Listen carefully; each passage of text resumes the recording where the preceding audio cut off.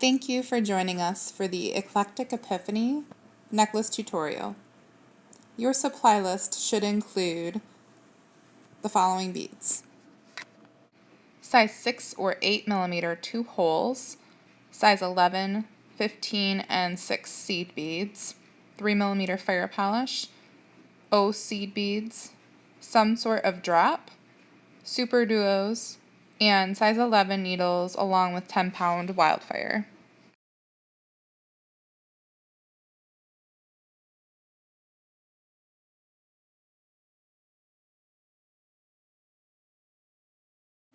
To begin your project, you will want about a yard of thread, and you will start with a sequence of a super duo, size 11, 3 millimeter, and size 11. Repeat this 5 times for a total of 6 sets and end with a super duo. You will next string on a total of 16 size 15 seed beads and pull them down to the other beads, leaving approximately a 6-inch tail at the end of your thread. Taking your needle, you are going to move through the third from your first size 15, 3 beads away from your super duo, going back towards the other beads you added. Be careful not to pull your beads off of your thread and pull your thread through the 15 that you just brought your needle through in order to create a loop. Add 2 additional size 15 seed beads and move through the open hole of the closest super duo.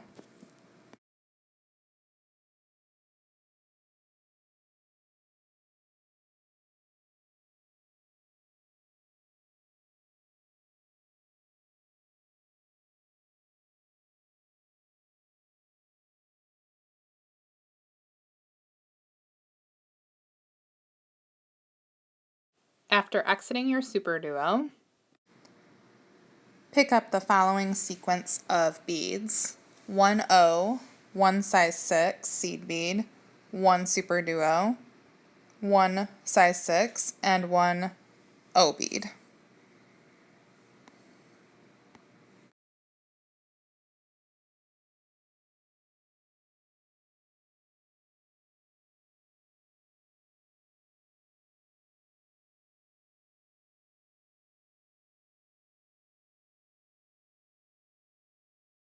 Move through the next available hole of your next super duo in the previous row,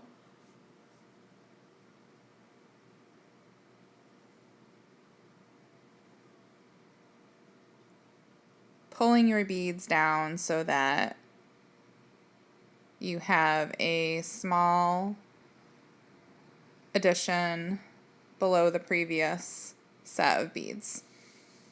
You will repeat this process all the way across your pendant, being careful not to pull too tightly, but also ensuring that you do not lose any of your beads off of the initial row at the tail end.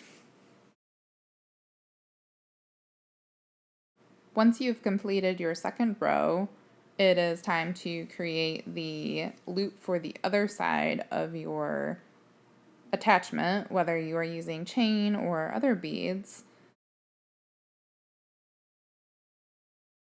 You will add size 15 seed beads with a total of 16 as you did previously, but the turnaround will end a little differently this time.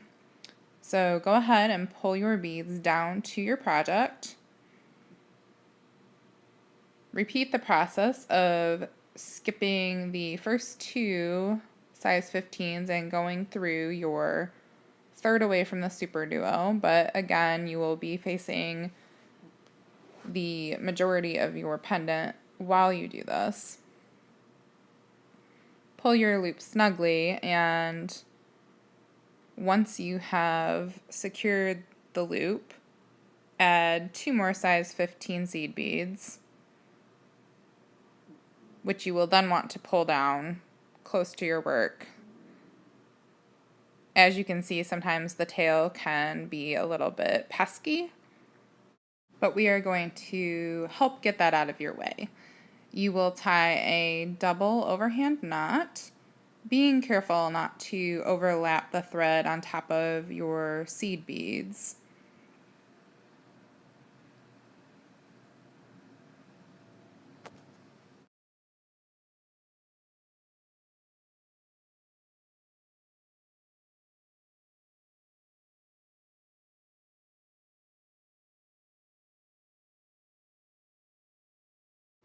Once you have secured the final knot, it is time to work down so that you can add the third row of your pendant. You will begin by going through the closest hole of the super duo that you are currently next to.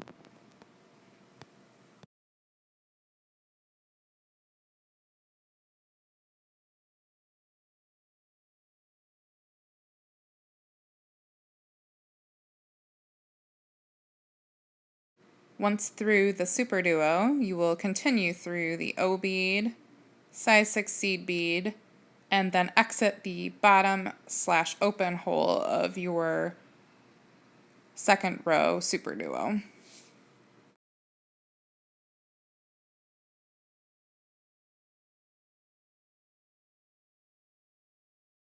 This is where you start to have some leeway about the sequence of beads that you add as well as the style. I am showing a sequence of an O, then a size 11, then your 2-hole bead, a size 11, and another O. But if you were to use an 8mm 2-hole bead, you may have to delete or add beads to accommodate your sequence. You will also notice at this point in your project that there is a bit of a curve to the pendant. The addition of this row and the final row will probably straighten that out somewhat, but you will want to pay attention to your tension as you work. The size, shape, and quantity of beads that you add in these final 2 rows will affect the shape of your overall pendant, but are easy to add and remove so that you can play with what styles work best for your project. Whatever your choice is, repeat this addition all the way across your pendant so that you have exited the final and last open super duo hole. Once you have reached the last super duo, you will continue up through the next 6, O bead, and super duo. A shortcut here is to cross over to the opposite hole of your super duo. Going the other direction, you can work directly through your first row of beads until you've reached the other end of your pendant.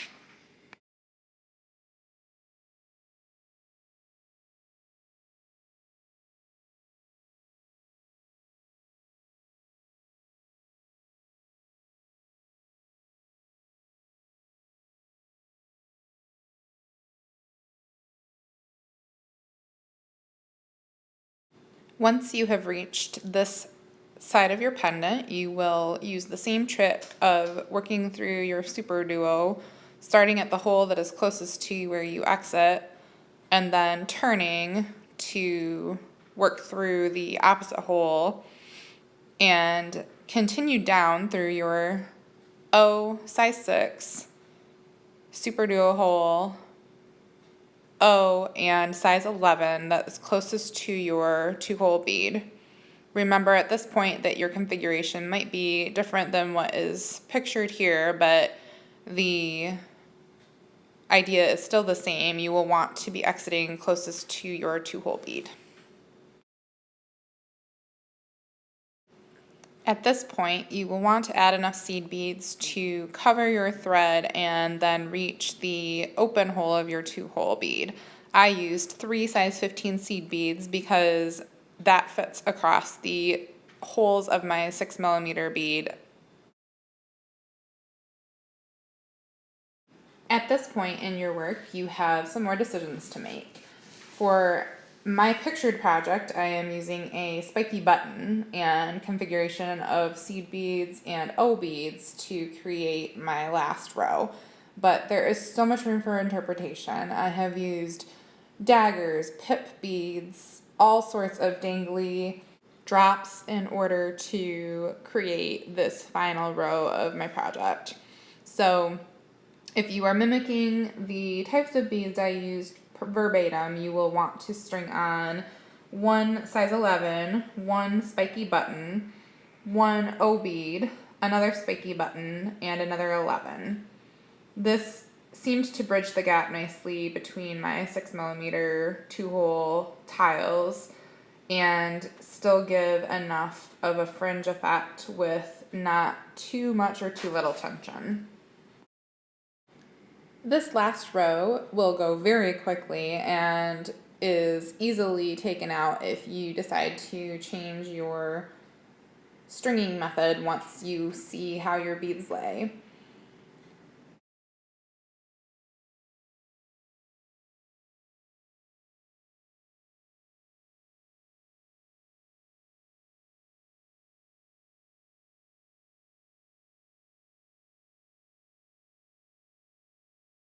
Once you are satisfied with your results and at the last 2-hole bead in this row, you will mimic what you did at the start of the row by adding enough seed beads on the end of your 2-hole bead to bridge the gap between your holes.